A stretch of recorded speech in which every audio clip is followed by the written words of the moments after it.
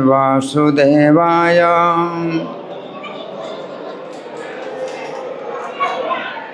ओम नमो भगवते वासुदेवाय।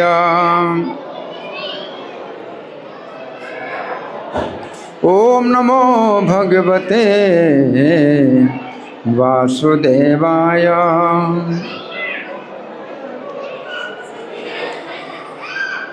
ग्रंथराज श्रीमद् भगवद गीता यथारूप अध्याय 18। अध्याय का नाम है उपसंहार संन्यास की सिद्धि। बातें नहीं। कौन बातें कर रहा है? सबको इशारा करिए चुप रहने का। जिनके बच्चे शोर कर रहे हैं आपकी बहुत जिम्मेदारी है। आपके बच्चे शोर नहीं करेंगे।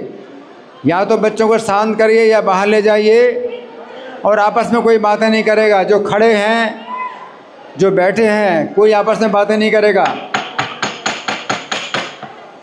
सबको इशारा करिए चुप रहने का।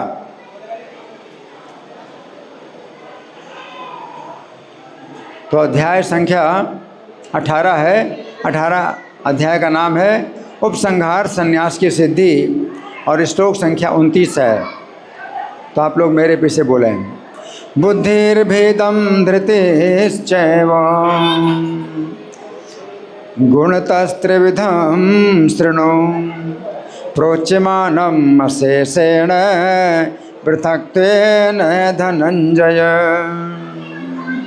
अच्छा, तो श्लोक आप लोग नहीं बोल पाए तो शब्दार्थ मेरे पीछे बोलिए, ठीक है? शब्दार्थ बोलिए।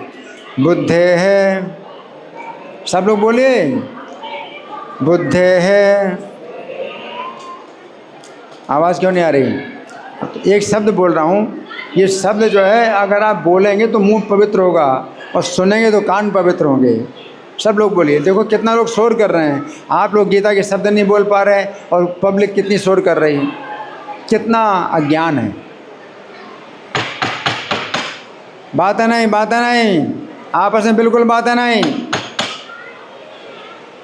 बुद्धे है, बुद्धि का, भेदम अंतर, धृते है धैर्य का, च भी एवं निश्चय ही गुणतः गुणों के द्वारा, त्रिविधम 3 प्रकार के, शृणु सुनो, प्रोच्यमानम जैसा मेरे द्वारा कहा गया, अशेषेण विस्तार से, पृथक्त्वेन भिन्न प्रकार से, धनंजय हे संपत्ति के विजेता। धन्यवाद। अब मेरे पीछे अनुवाद बोलिए, ठीक है? हे धनंजय, अब मैं प्रकृति के तीनों गुणों के अनुसार तुम्हें विभिन्न प्रकार की बुद्धि तथा धृति के विषय में विस्तार से बताऊंगा। तुम इसे सुनो। तो अब धागा लगा करके प्रार्थना निकालेंगे। भूमिका में पहला पेज है। कोशिश करिए मेरे साथ बोलने की। ओम अज्ञानतिमिरान्धस्य ज्ञानाञ्जन शलाकया चक्षुरुन्मीलितं येन तस्मै श्री गुरवे नमः। श्रीचैतन्यमनोभीष्टं स्थापितं येन भूतले स्वयं रूपः कदा मह्यं ददाति स्वपदान्तिकं। वन्देऽहं श्रीगुरो श्रीयुतपदकमलं श्रीगुरून् वैष्णवांश्च श्रीरूपं साग्रजातं सहगण रघुनाथान्वितं तं सजीवं साद्वैतं सावधूतं परिजनसहितं कृष्णचैतन्यदेवं श्री राधा कृष्ण पादान सहगण ललिता श्री विशाखान्वितांश्च हे कृष्ण करुणा सिंधु दीनबंधो जगत्पते गोपेश गोपिका कांत राधा कांत नमोस्तुते तप्त कांचन गौरांगी राधे वृंदावनेश्वरी वृषभानुसुते देवी प्रणमामि हरिप्रिये वाञ्छाकल्पतरुभ्यश्च कृपा सिन्धुभ्य एव च पतितानां पावनेभ्यो वैष्णवेभ्यो नमो नमः। जय श्री कृष्ण चैतन्य प्रभु नित्यानंद श्री अद्वैत गदाधर श्रीवासादि गौर भक्त वृंद। हरे कृष्णा कृष्ण कृष्ण हरे हरे हरे राम राम राम हरे हरे। इस श्लोक को फिर से निकालेंगे। भगवान कह रहे हैं बुद्धेर भेदम धृतेश चैव गुणतस्त्रिविधम सुनो। बुद्धि के 3 भेद मैं बताऊंगा। क्या बताऊंगा? बुद्धि के 3 भेद। बुद्धि के 3 भेद मैं बताऊंगा। किस प्रकार से? गुणों के अनुसार। 3 गुण हैं, प्रकृति के 3 गुण हैं। कौन कौन से हैं? कौन बताएगा? सत्वगुण, रजोगुण, तमोगुण। तो सत्वगुण, रजोगुण, तमोगुण, इन 3 गुणों के अनुसार बुद्धि के 3 भेद हैं, है ना। और धृति के भी 3 भेद हैं। प्रोच्यमानम अशेषेण। तो भगवान कहते हैं कि जो मैं बताऊंगा अच्छी प्रकार से समझाऊंगा, बहुत बढ़िया प्रकार से समझाऊंगा। पृथक त्वेन धनंजय। तो भगवान अर्जुन को कहते हैं हे धनंजय तुम इसको सुनो, है ना। तो हम सुनेंगे। अब प्रभुपाद तात्पर्य में क्या लिखते हैं? श्रील प्रभुपाद की जय। ज्ञान ज्ञेय तथा ज्ञाता की व्याख्या प्रकृति के गुणों के अनुसार 3 पृथक विभागों में करने के बाद अब भगवान कर्ता की बुद्धि तथा उसके संकल्प धैर्य के विषय में उसी प्रकार से बता रहे हैं। यहाँ प्रभुपाद का तात्पर्य समाप्त हुआ। अब हम सुनेंगे श्री भगवान ने कहा में इसकी कैसी व्याख्या हुई है। बड़े ध्यान से सुने आप। तो यहाँ पर भगवान क्या कह रहे हैं? अर्जुन को आज्ञा दे रहे हैं क्या? कि तुम सुनो। भगवान ने क्या कहा अर्जुन को? तुम सुनो, है ना, शृणु, है ना, सुनो। तो यहाँ पर श्री कृष्ण कह रहे हैं शृणु, अर्थात हे अर्जुन तुम सुनो। तो यहाँ पर श्री कृष्ण कह रहे हैं कि हम उनकी बात सुने। क्या करें? उनकी बात सुने। ठीक है ना। सुनना बहुत आवश्यक है। इसलिए युद्ध के बीच में जहाँ युद्ध आरंभ होने वाला है उस समय भी भगवान अर्जुन को गीता सुना रहे हैं। इससे क्या पता चलता है कि भगवान की बात सुनना सबसे ज़्यादा ज़रूरी है, सबसे ज़्यादा ज़रूरी है। ये बात समझने की है कि हमें सुनना तो अवश्य है। क्या है? सुनना अवश्य है ना। या तो हम माया की बात सुने अथवा श्री कृष्ण की बात सुने, सबको सुनना पड़ता है। या तो माया की बात सुने या श्री कृष्ण की बात सुने, है ना। यदि हम श्री कृष्ण की बात सुनेंगे तो हम श्री कृष्ण के स्थान में जाएंगे। अगर श्री कृष्ण की बात सुनेंगे तो कहाँ जाएंगे? श्री कृष्ण के स्थान में जाएंगे।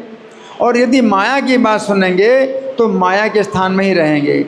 ये स्थान किसका है? माया का। तो माया के स्थान में ही बने रहेंगे। तो श्री कृष्ण के जानने में, श्री कृष्ण के स्थान में जाने का अत्यंत सरल उपाय है कि हम श्री कृष्ण की बात सुनें।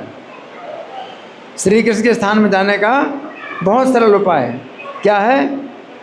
श्री कृष्ण की बात सुनें, है ना। तो यहाँ पर श्री कृष्ण हमें सुनने के लिए कह रहे हैं। क्या कह रहे हैं? सुनने के लिए कि सुनो, है ना। गीता महात्म्य में कहा गया है कि गीता का जो ज्ञान है, गीता का जो ज्ञान है वो महाभारत का अमृत है। महाभारत का क्या है? अमृत है। गीता का जो ज्ञान है ये महाभारत का अमृत है, जो हमारे लिए सर्वस्व है। सर्वस्व मतलब सब कुछ। अगर आपने गीता का ज्ञान सुन लिया तो सब कुछ सुन लिया, कुछ भी सुनने लायक नहीं रहा। आपने सब कुछ सुन लिया, सर्वस्व है। सर्वस्व का अर्थ है इस अमृत को प्राप्त कर लेने पर किसी अन्य औषधि की आवश्यकता नहीं रह जाती। अगर अमृत पा लिया तो फिर कौन सी दवाई की ज़रूरत पड़ेगी? अगर अमृत पा लिया तो कौन सी दवाई की ज़रूरत पड़ेगी? किसी दवाई की ज़रूरत नहीं पड़ेगी। अमृत ऐसी चीज़ है कि सब रोग ठीक हो जाएंगे, है ना, और मृत्यु भी दूर हो जाएगी। तो अमृत पीने के बाद कोई दवाई की आवश्यकता नहीं है। उसी प्रकार से ये जो भगवत गीता है ना, ये क्या है? हमारे लिए अमृत है, सर्वस्व है। इस अमृत को प्राप्त करने पर हमारे सभी रोगों की जड़, जो पुनर्जन्म का रोग है, वो समाप्त हो जाता है। रोगों की जड़ क्या है? पुनर्जन्म। हमें जो भौतिक शरीर प्राप्त होता है, इसी में तो सब रोग पैदा होते हैं। तो अगर हमें पुनर्जन्म नहीं हमारा होगा तो सब रोगों की जड़ समाप्त हो गई। पुनर्जन्म नहीं होगा तो कहाँ होगा? भगवान के धाम में आध्यात्मिक शरीर प्राप्त होगा। इस भौतिक संसार में आप पुनर्जन्म ना लें तो कहाँ रहेंगे? श्री कृष्ण के धाम में जाएंगे, श्री कृष्ण के स्थान में जाएंगे, और वहाँ पर ऐसा शरीर मिलता है जिसमें बुढ़ापा नहीं है, बीमारी नहीं है और मृत्यु नहीं। अब या तो पुनर्जन्म हम लेंगे या कृष्ण के स्थान में जाएंगे, तो कौन सा अच्छा है? पुनर्जन्म लेना अच्छा है या श्री कृष्ण के स्थान में जाना अच्छा है? हैं? श्री कृष्ण के स्थान में जाना अच्छा है, हैं? तो यदि सभी रोगों का कारण जो भव रोग है अथवा पुनर्जन्म का रोग है वो मिट जाए तो फिर किस रोग का भय रहेगा? फिर कौन सा रोग है? सब रोगों का कारण मिट जाएगा। अगर गीता आप सुनेंगे तो सभी रोगों का कारण जो पुनर्जन्म है वो मिट जाएगा। तो गीता महात्म्य के उक्त श्लोक में कहा गया है कि ये गीता महाभारत का ऐसा अमृत है, ऐसा अमृत है जो हमारा सर्वस्व है। ये गीता जो है महाभारत का ऐसा अमृत है जो हमारा सर्वस्व है। और ये अमृत श्री कृष्ण के मुख से निकला है। कहाँ से निकला है? श्री कृष्ण के मुख से निकला है। भारत अमृत सर्वस्वम विष्णोर्वक्त्रात् विनिश्रितम।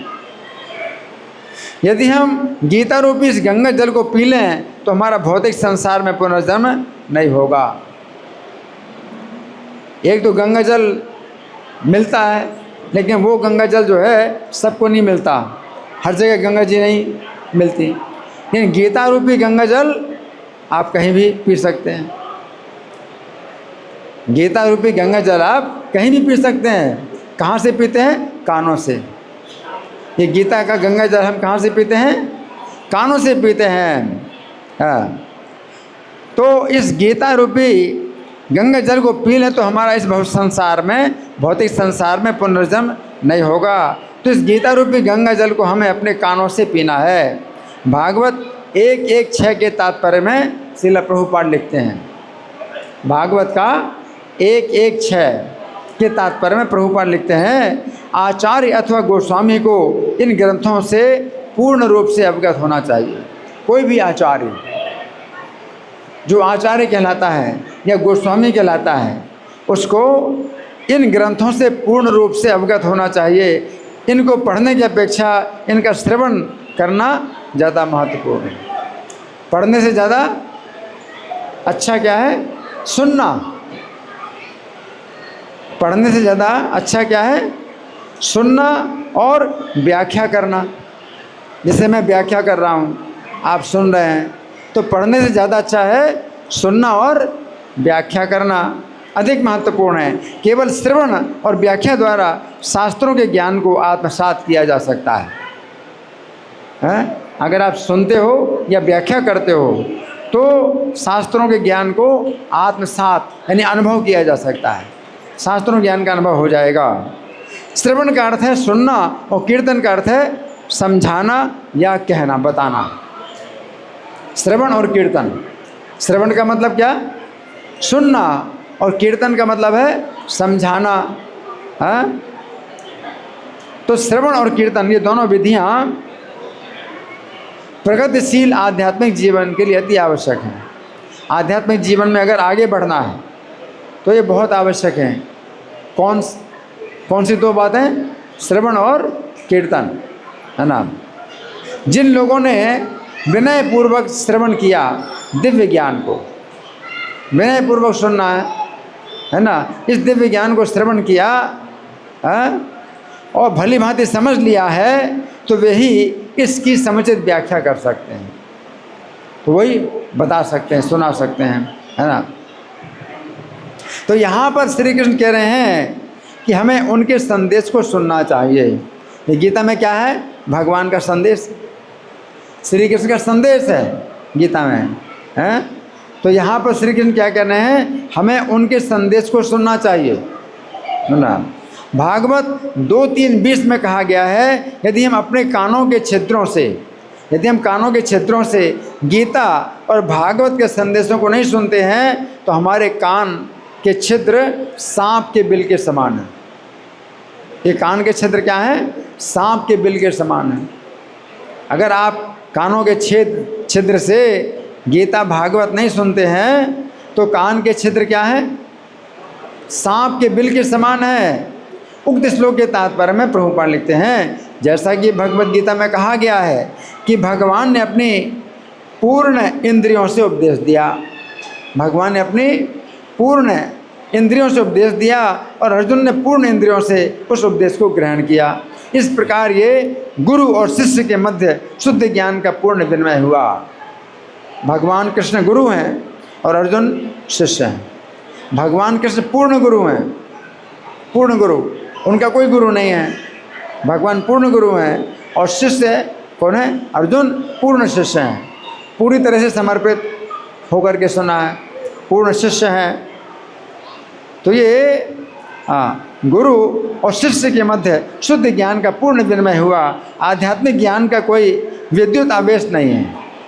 ये जो ज्ञान है ये कोई बिजली का आवेश नहीं है कि जैसे गुरु ऐसे छू दे तो ज्ञान हो जाएगा।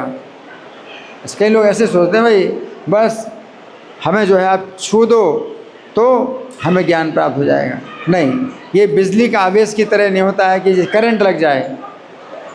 जो ज्ञान है, आध्यात्मिक ज्ञान है, ये गुरु से शिष्य में प्रवेश करता है। कैसे? सुन करके।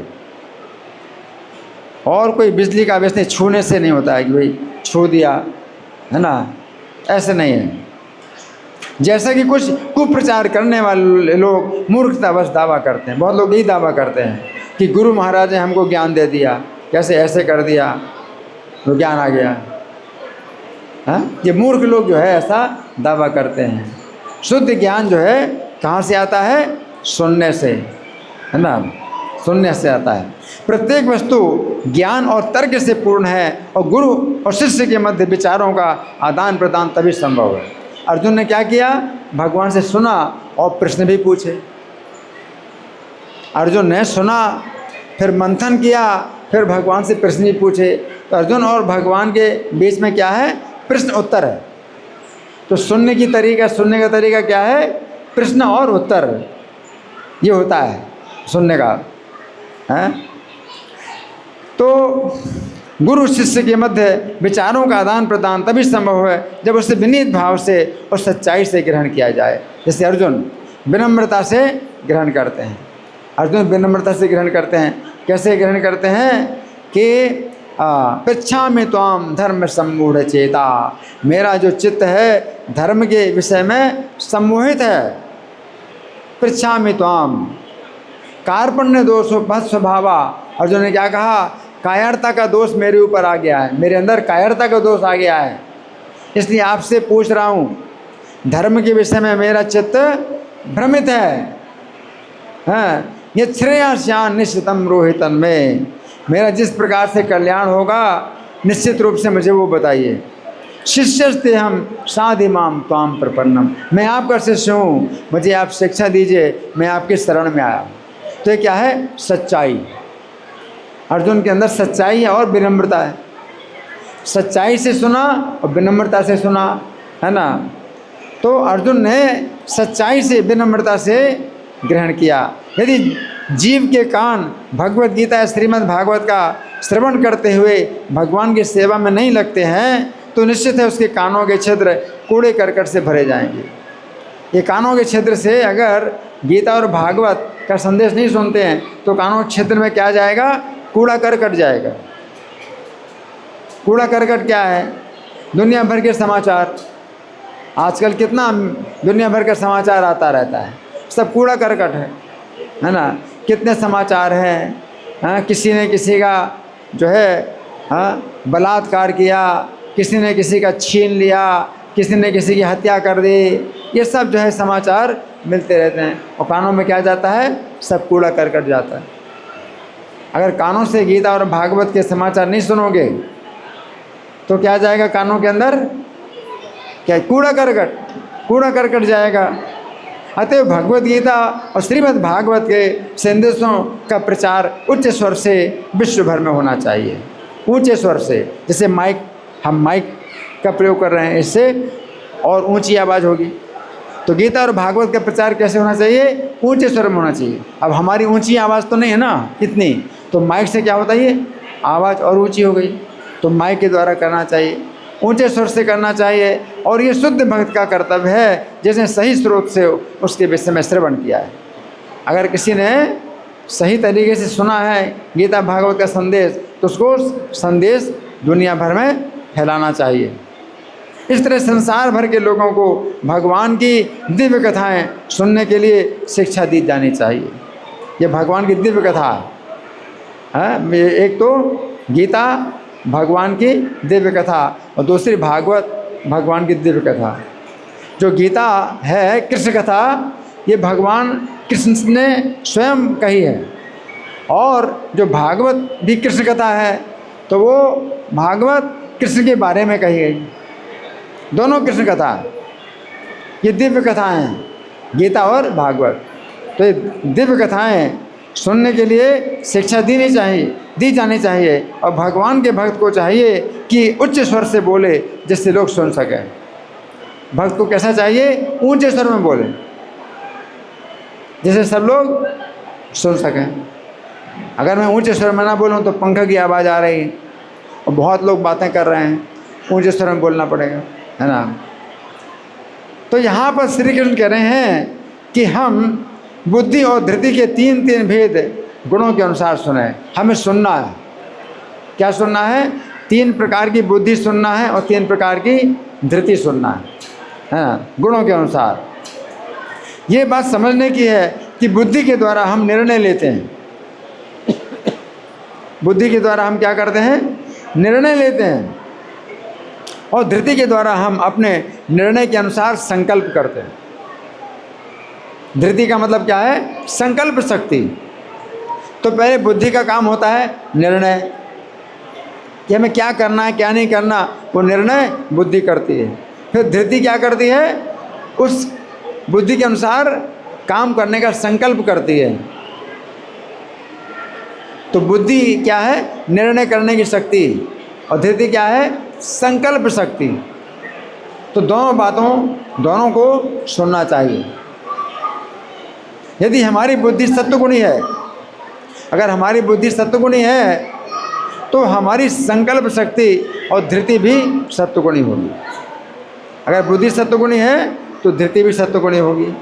यदि हमारी बुद्धि रजोगुणी है तो हमारी संकल्प शक्ति अर्थात धृति भी रजोगुणी है। यदि हमारी बुद्धि तमोगुणी है तो हमारी संकल्प शक्ति अर्थात धृति भी तमोगुणी है। ये बात समझने की है कि व्यक्ति जो कुछ करता है बुद्धिपूर्वक ही करता है। बुद्धिपूर्वक करता है, और अर्थात ठीक सोच समझकर ही किसी कार्य में प्रवृत्त होता है। उस कार्य में प्रवृत्त होने पर भी उसे धैर्य अर्थात संकल्प की बड़ी भारी आवश्यकता होती है। यदि व्यक्ति की बुद्धि में सात्विक विचार शक्ति तेज है और उसे धारण करने वाली संकल्प शक्ति अर्थात धृति भी तेज है, तो उसकी बुद्धि अपने निश्चित किए गए लक्ष्य से विचलित नहीं होती है। जब बुद्धि अपने लक्ष्य पर दृढ़ रहती है तो व्यक्ति का कार्य सफल होता है ना। जब बुद्धि अपने लक्ष्य पर दृढ़ रहती है तो व्यक्ति का कार्य सफल हो जाता है। हम अपनी भक्ति की साधना में दृढ़तापूर्वक लगे रहें। क्या?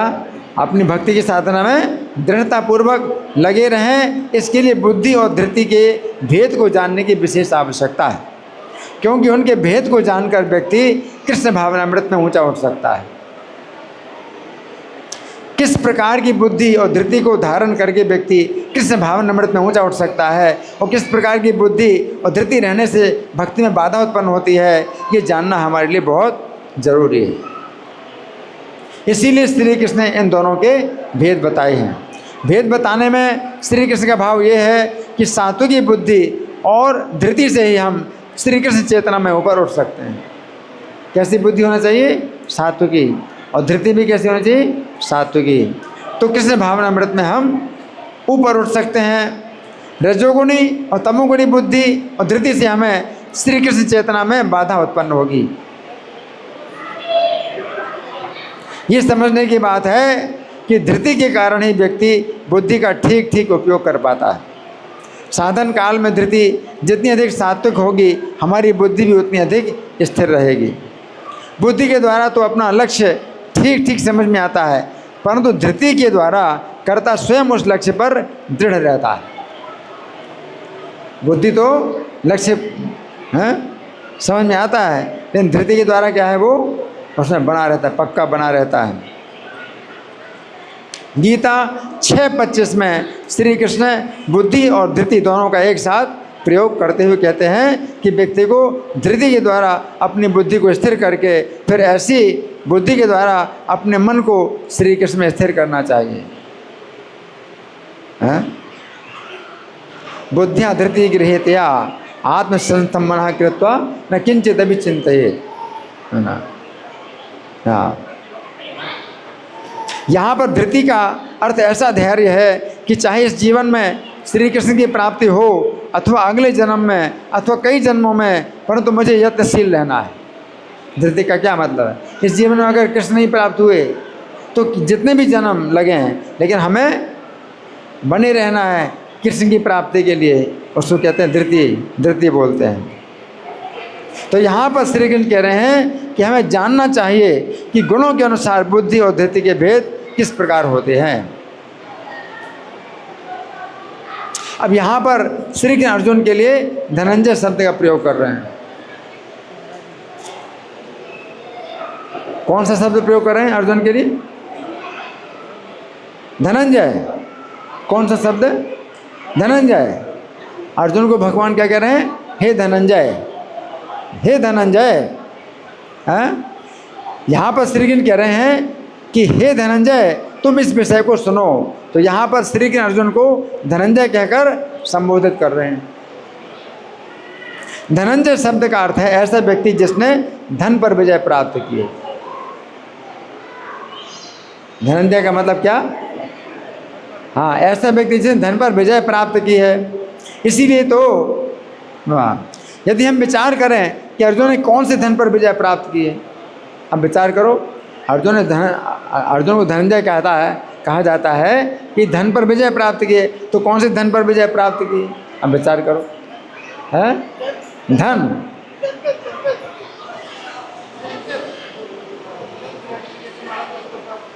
हाँ, सेंस ग्रेटिफिकेशन वाला धन।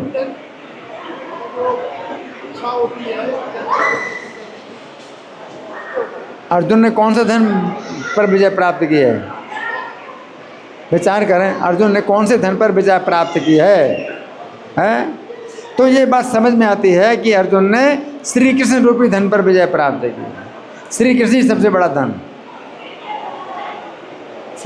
श्री कृष्ण ही सबसे बड़ा धन है जिस पर उन्होंने विजय प्राप्त की है। इसीलिए तो श्री कृष्ण स्वयं अर्जुन को गीता का उपदेश दे रहे हैं। श्री कृष्ण स्वयं अर्जुन को गीता का उपदेश दे रहे हैं। श्री कृष्ण ही सबसे बड़े धन है, श्री कृष्ण ही सबसे बड़े धन है। जिसने श्री कृष्ण पर विजय प्राप्त कर ली है वो सबसे बड़ा धनी है। जिसने श्री कृष्ण पर विजय प्राप्त कर ली वो सबसे बड़ा धनी है। श्री कृष्ण रूपी धन को भक्ति की शक्ति के द्वारा ही प्राप्त किया जा सकता है। कौन सी शक्ति से पा सकते हो? भक्ति की शक्ति से। श्री कृष्ण रूपी धन को भक्ति की शक्ति के द्वारा ही प्राप्त किया जा सकता है। अर्जुन के पास भक्ति की बहुत बड़ी शक्ति है। अर्जुन के पास क्या है?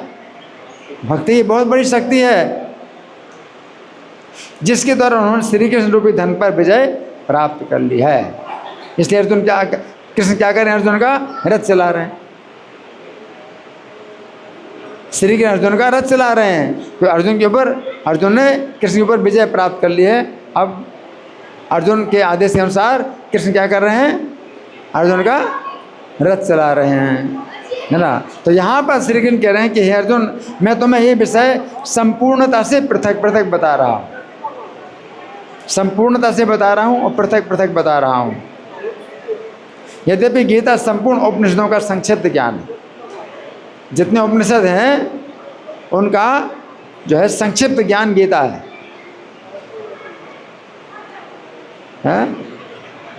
संक्षिप्त ज्ञान गीता। जितने उपनिषद हैं सर्वोपनिषदों का वो दुग्धा गोपाल नंदना। जैसे 108 उपनिषद हैं। कितने उपनिषद हैं? 108। कितने उपनिषद? 108 उपनिषद हैं, है ना। वो गौओं की तरह है। और कृष्ण क्या है? दूध दोहने वाले, गौओं को दोहन करने वाले। तो अब 108 उपनिषदों का दोहन करके भगवान ने जो दूध निकाला है वो गीता है। उपनिषद रूपी गौओं का दूध दोहने वाले गोपाल नंदन श्री कृष्ण ने वो दूध निकाला है, और वो क्या है? भगवत गीता है। वो भगवत गीता है। गीता संपूर्ण उपनिषदों का संक्षिप्त ज्ञान है, परंतु ये संक्षिप्त ज्ञान होते भी संपूर्ण है।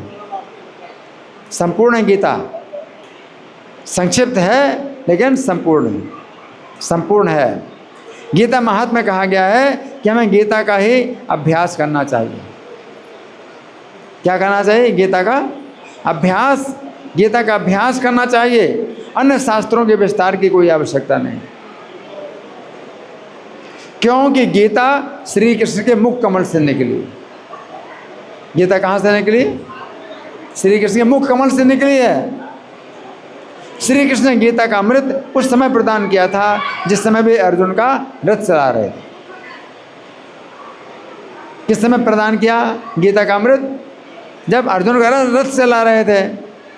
जिस व्यक्ति ने भक्ति की भावना से गीता का अध्ययन कर लिया, जिस व्यक्ति ने भक्ति की भावना से गीता का अध्ययन किया, उसने सभी वेदों का अध्ययन कर लिया। अब उसको वेद पढ़ने की जरूरत नहीं है। सभी वेदों का अध्ययन कर लिया, सभी शास्त्रों का और पुराणों का अध्ययन कर लिया। गीता सर्वशास्त्रमयी है। क्या है गीता? सर्वशास्त्रमयी, सर्वशास्त्रमयी गीता है। तो गीता सर्वशास्त्रमयी है। गीता सर्वदेवमयी है। गीता सर्वदेवमयी है। गीता सर्वधर्ममयी है। इसलिए हमें गीता का अभ्यास करना चाहिए। पद्म पुराण उत्तरखंड का 171वां अध्याय 27वें 28वें श्लोक में कहा गया है कि गीता एक ऐसी ज्ञानमयी मूर्ति है। गीता ऐसी ज्ञानमयी मूर्ति है जिसके प्रथम 5 अध्याय उसके 5 मुख हैं। भगवान के मुख से निकली है ना, तो ये जो है ज्ञान की मूर्ति है, देवी है, वाणी के रूप में ये देवी जो है भगवान के मुख से निकली है। तो इस देवी के जो है, जो गीता के 5 अध्याय 5 मुख हैं। पहले 5 अध्याय गीता के क्या हैं? 5 मुख हैं। क्या हैं? 5 मुख हैं पहले 5 अध्याय। फिर अगले 10 अध्याय, अगले 10 अध्याय यानी 6वें से लेकर के कितना है? 15 तक। 6वें अध्याय से लेकर 15 तक 10 अध्याय हो गए। तो अगले 10 अध्याय उस देवी की 10 भुजाएं। 5 अध्याय गीता के 5 मुख हैं और 10 अध्याय 6वें अध्याय से 15वें अध्याय तक क्या हैं? 10 भुजाएं। 5 मुख और 10 भुजाएं। 5 मुख हैं और 10 भुजाएं हैं। हाँ,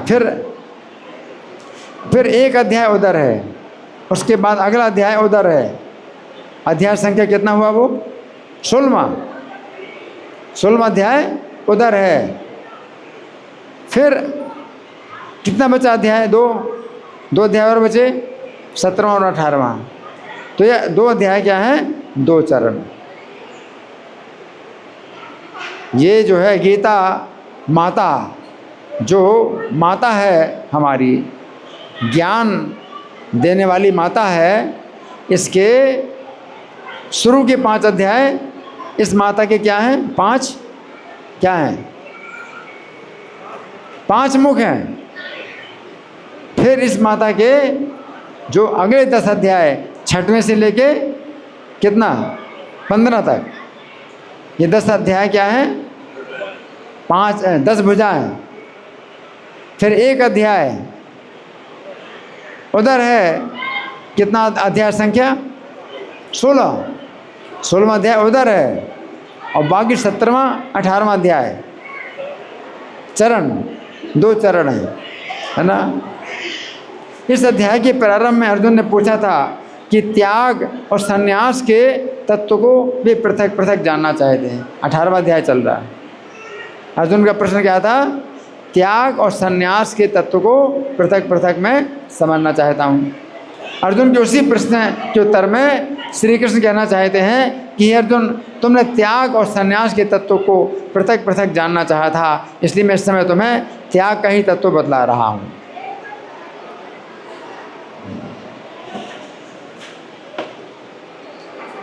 तो इसमें भगवान ने जो है क्या बताया है? अर्जुन ने क्या पूछा था? त्याग और संन्यास के तत्व को पृथक पृथक जानना चाहता हूँ। संन्यासस्य महाबाहो तत्त्वमिच्छामि वेदितुम् त्यागस्य च हृषिकेश पृथक केशी निषूदन। अर्जुन ने क्या कहा था कि संन्यास के तत्व को मैं अलग जानना चाहता हूँ और त्याग के तत्व को अलग जानना चाहता हूँ, बिल्कुल अलग। संन्यास का तत्व, त्याग का तत्व। तो ये त्याग का तत्व है जिसमें भगवान 3 प्रकार के ज्ञान बताते हैं, 3 प्रकार के कर्म बताते हैं, 3 प्रकार के कर्ता बताते हैं। अभी 3 प्रकार की बुद्धि बताएंगे, 3 प्रकार की धृति बताएंगे, है ना। तो ये जो अध्याय है इसमें भगवान ज़्यादा से ज़्यादा त्याग का तत्व समझाते हैं। संन्यास की विधि बहुत कठिन है। संन्यास की विधि में आप बिल्कुल एकांत में जाएं, एकांत में जाना पड़ेगा और बहुत कम भोजन करना पड़ेगा। एकांत में जाएंगे तो अपना भोजन भी उगा नहीं सकते, भोजन पका नहीं सकते, ना आग जलाना है और ना या अन्न उगाना। क्या करना है? वहाँ पर जो मिलेगा पत्ता, सूखे पत्ते मिले तो वही खाओ, या पानी है तो वही पियो, पानी भी ना मिले तो हवा पियो, इस प्रकार। तो वो संन्यास का तत्व बहुत कठिन है। इसलिए भगवान ने संन्यास के तत्व को संक्षेप में बतलाया और त्याग का तत्व ज़्यादा विस्तार में बतलाया है ना। तो भगवान यहाँ पर जो है जो बताते हैं कि बुद्धि का भेद और धृति का भेद अलग अलग सुनो, है ना। तो मैं पूछ रहा हूँ कि हमने चर्चा की बुद्धि, तो बुद्धि का कार्य क्या है? कौन बताएगा? हाँ बताइए। निर्णय लेने की शक्ति। कोई भी कार्य करना है, क्या करना है क्या नहीं करना है, निर्णय ले नहीं सकती बुद्धि होती है ना। और धृति का कार्य क्या है? संकल्प कर नहीं सकती। जब निर्णय ले लिया तो अब संकल्प भी जो है हमारा होना चाहिए पक्का।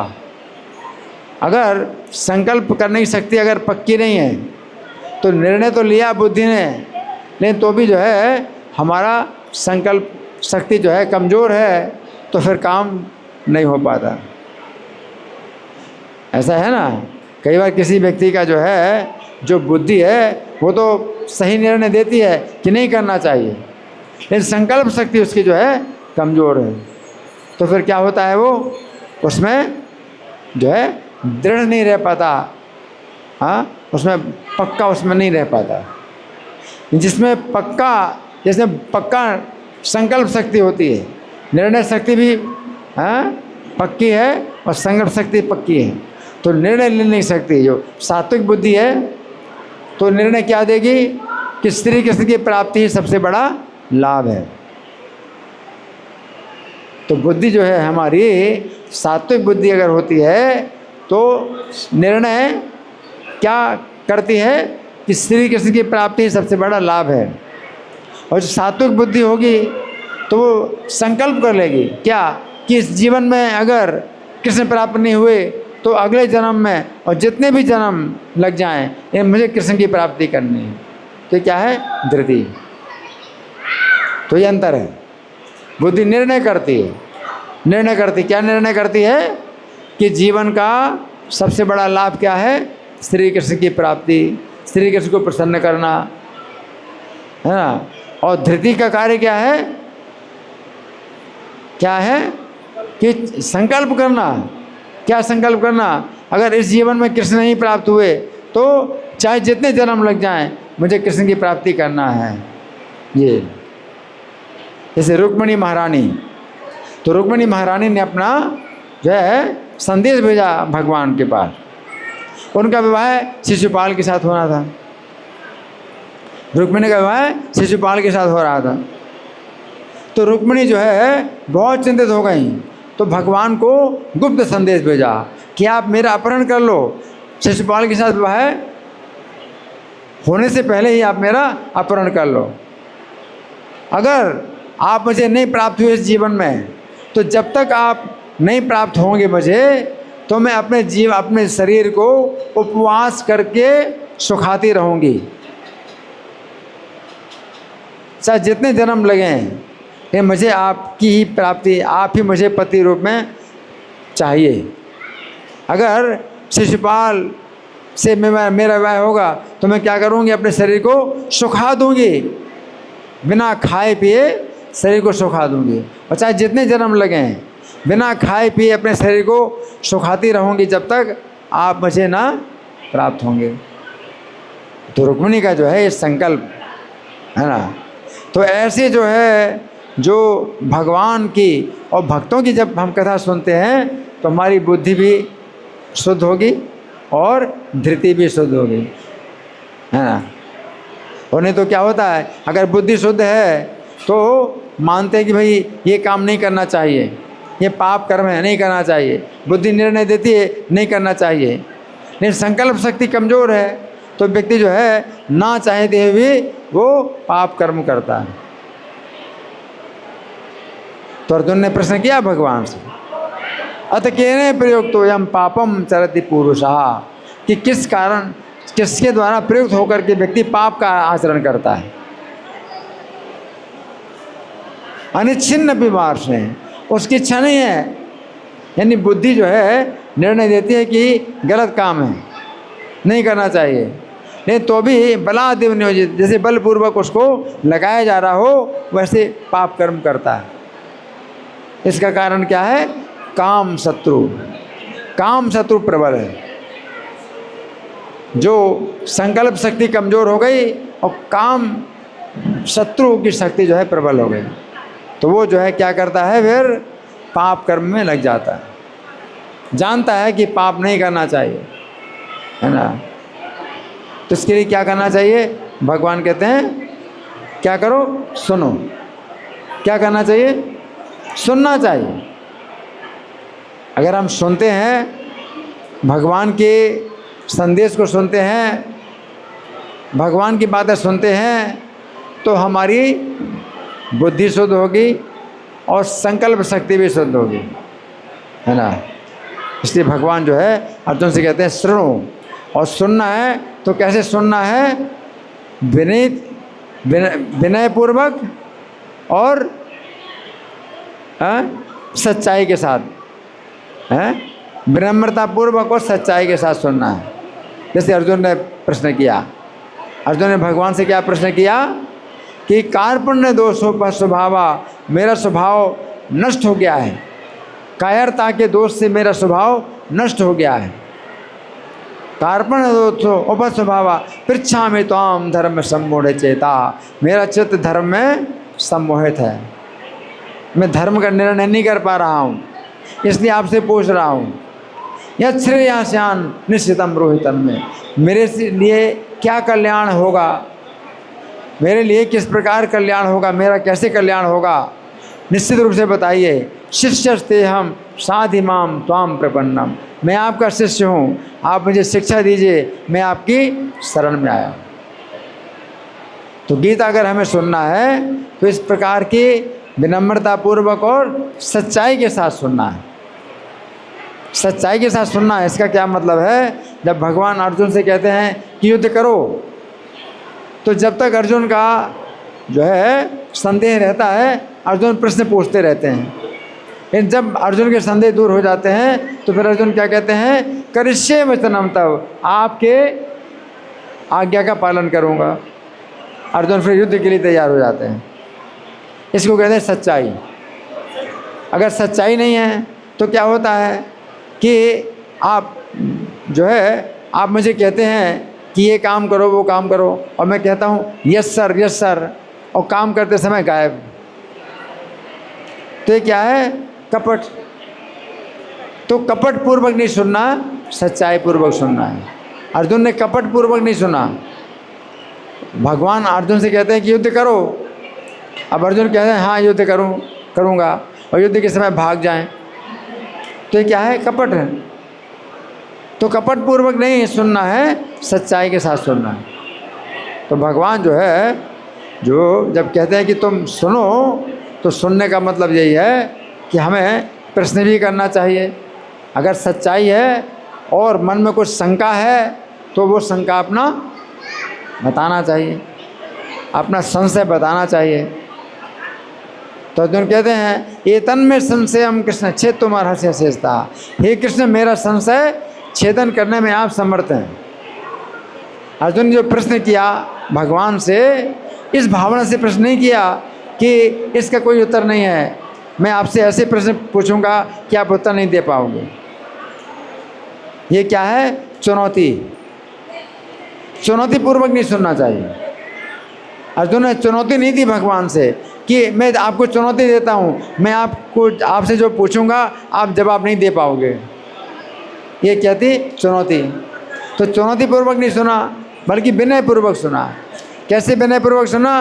कि मेरे संदेह को दूर आप कर सकते हैं, और आपके बिना और कोई मेरा संदेह दूर करने वाला नहीं है। इसे क्या कहते हैं? विनय पूर्वक।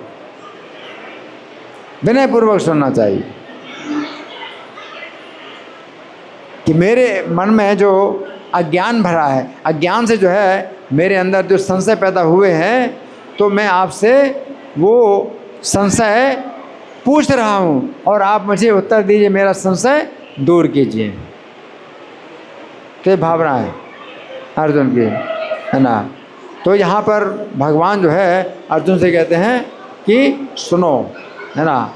और फिर गीता के महात्म्य क्या बताया गया है कि गीता जो है महाभारत का क्या है? अमृत है। महाभारत का अमृत है। भारत अमृत सर्वस्वम और सर्वस्व, भारत अमृत सर्वस्वम विष्णु वक्त्राद विनिस्थितम, और भगवान के मुख से निकला है।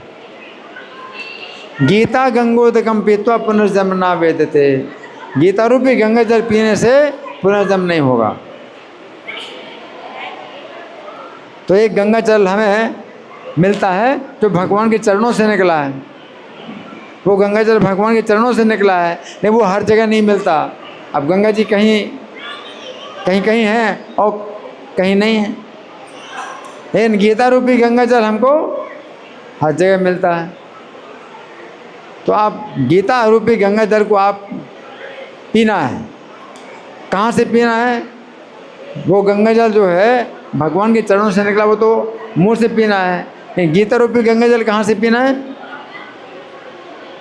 कहाँ से पीना है? हैं? कहाँ से पीना है? कहाँ से? भगवत गीता रूपी गंगा जल कहाँ से पीना है? कानों से, कानों से पीना है। वो गंगा जल है भगवान के चरणों से निकला, वो मुंह से पिया जाता है। और गीता रूपी गंगा जल कहाँ से पिया जाता है? कानों से पिया जाता है। गीता गंगोतकम पीत्वा पुनर्जन्मना वेत्ते। तो ये जो है भगवान के मुख से निकला है। तो एक गंगा जी हैं भगवान के चरणों से निकली हैं, और एक गीता है जो भगवान के मुख से निकली। तो इस गीता का ज़्यादा महात्म्य है, गंगा जी से ज़्यादा महात्म्य गीता का है। फिर गंगा जी भगवान के चरणों से निकली हैं और गीता भगवान के मुख से निकली, इसलिए गीता का महात्म्य गंगा से ज़्यादा है ना। और जो गीता है आपको पीना है, गीता का अमृत आपको पीना है। कहाँ से? कानों से पीना है ना। तो जो व्यक्ति जो है गीता का अध्ययन करता है, और गीता पढ़ने से ज़्यादा फायदा होता है सुनने से और व्याख्या करने से।